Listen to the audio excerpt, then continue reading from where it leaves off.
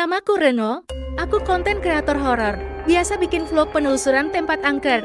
Kontenku udah beberapa kali viral, mulai dari rumah kosong, sumur tua, bekas gedung rumah sakit, sampai lorong sekolah yang katanya dihuni hantu anak kecil. Tapi, jujur, belum ada satupun dari tempat-tempat itu yang bener-bener bikin aku takut. Semua masih terasa aman.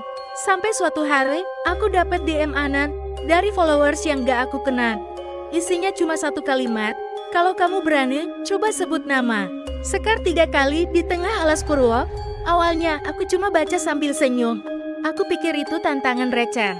Tapi anehnya, dalam seminggu, ada 30 lebih DM dan komentar dari orang berbeda yang ngomong hal sama. Bahkan ada yang bilang, kalau kamu nyebut namanya dan masih bisa pulang, berarti kamu bukan manusia biasa. Katanya, ini urban legend. Dari daerah Banyuwangi, Jawa Timur, Alas Purwo, hutan tua yang dipercaya sebagai gerbang gaib, tempat para makhluk halus dan leluhur bersemayam.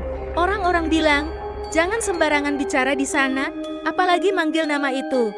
Tapi aku, yang waktu itu masih ngerasa berani dan merasa kebal sama hal mistis, justru makin penasaran. Aku ajak 2 temanku, Bayu dan Gita, buat nemenin. Kami memang sering bareng dalam konten eksplorasi. Bayu yang biasa ngurus kamera, Gita yang bantu narasi, dan bagian dokumentasi. Mereka juga antusias begitu aku bilang tujuan kita selanjutnya, Alas Purwo. Kami atur waktu, bawa alat lengkap, mulai dari kamera DSLR, mic eksternal, perekam suara, sampai senter dan drone. Kami juga bawa tenda, karena rencananya bakal nginep 1 malam di dalam hutan. Perjalanan ke sana makan waktu hampir 9 jam naik mobil dari Surabaya. Begitu sampai di pinggiran hutan, kami sempat ngobrol dulu sama warga. Tapi waktu kami bilang, mau masuk dan bikin konten, ekspresi mereka langsung berubah. Ada satu bapak tua yang bisik pelan, "Mas, kalau cuma cari konten, mending jangan di sini. Ini tempat bukan buat main-main." Kami cuma senyum, sopan pamit, dan tetap jalan. Makin masuk ke dalam hutan, suasananya makin aneh, padahal masih siang, tapi matahari kayak ngilang ketutupan kabut tipis. Udara di dalam hutan itu dingin, dan yang paling bikin merinding, sunyi total, gak ada suara burung, jangkrik, atau apapun. Kayak kita masuk ke ruang kosong. Kami jalan kira-kira 1 jam, lalu nemu tempat datar yang cocok buat pasang tenda. Lokasinya gak jauh dari pohon beringin besar, yang tumbuh menyamping kayak membentuk gapura alami. Tempatnya pas banget buat nuansa horor. Setelah istirahat dan makan sedikit, kami siap-siap buat penelusuran malam. Tepat jam 12 malam, aku minta Bayu nyalain kamera, Gita bantu pegang senter dan merekam dari HP untuk foto tambahan. Di tengah kegelapan, aku berdiri di depan pohon besar yang tadi kami lewati. Lalu aku ngomong dengan nada sedikit tegang, "Sekar, Sekar, Sekar." Hening, gak ada yang terjadi. Kami saling pandang, lalu ketawa. Gita sempat bilang, "Ya, gak ada efeknya nih kayaknya." Bayu juga ikutan nyeletuk, tantangan gagal. Gak horor sama sekali. Kami pikir ya udah, mungkin emang cuma mitos. Jadi kami balik ke tenda, matiin kamera, dan siap buat tidur. Tapi malam itu, pas semuanya udah mulai tenang, aku dengar suara. Aneh, suara gamelan, pelan banget, seperti datang dari jauh, bunyinya halus tapi terasa asing. Awalnya kupikir cuma halusinasi karena kecapekan. Tapi Bayu bangun juga dan dia nanya pelan, "Lo denger nggak?" Aku angguk. Kami keluar dari tenda sebentar, melihat ke arah hutan, tapi gelap total. Gita masih tidur, jadi kami nggak bangunin dia.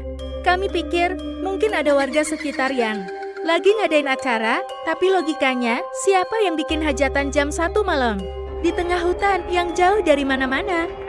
Bayu ngeluarin rokoknya, nyalain 1 batang, dan duduk sambil muter kamera kecil buat dokumentasi.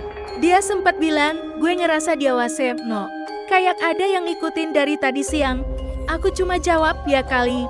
Lo kebanyakan nonton film ya?" Kami ketawa pelan, lalu balik ke tenda. Sekitar jam 3 pagi, aku kebangun karena suara ribut, bukan dari luar.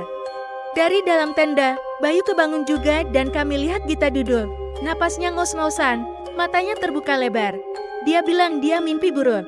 Katanya dia mimpi jalan sendirian di tengah hutan dan ada seseorang memanggil namanya dari balik pepohonan.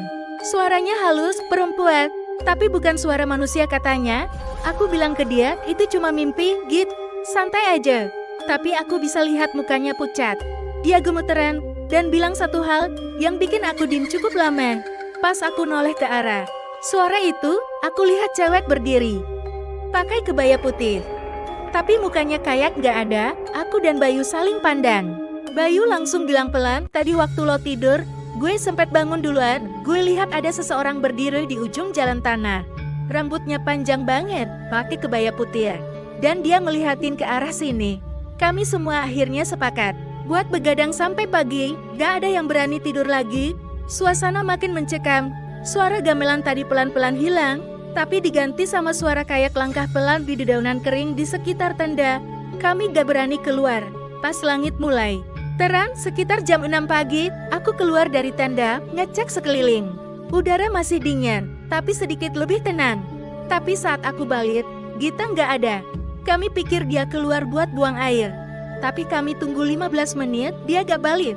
Kami coba panggil-panggil, keliling sampai ke jalur yang semalam kami lewati. Gak ada jejak. Barang-barangnya masih lengkap. HP-nya masih di tenda. Sandalnya juga gak pindah. Yang aneh, cuma ada satu jejak kaki kecil di tanah yang menuju ke arah pohon beringin. Tadi, cuma satu arah. Gak ada jejak balik. Bayu mulai panik.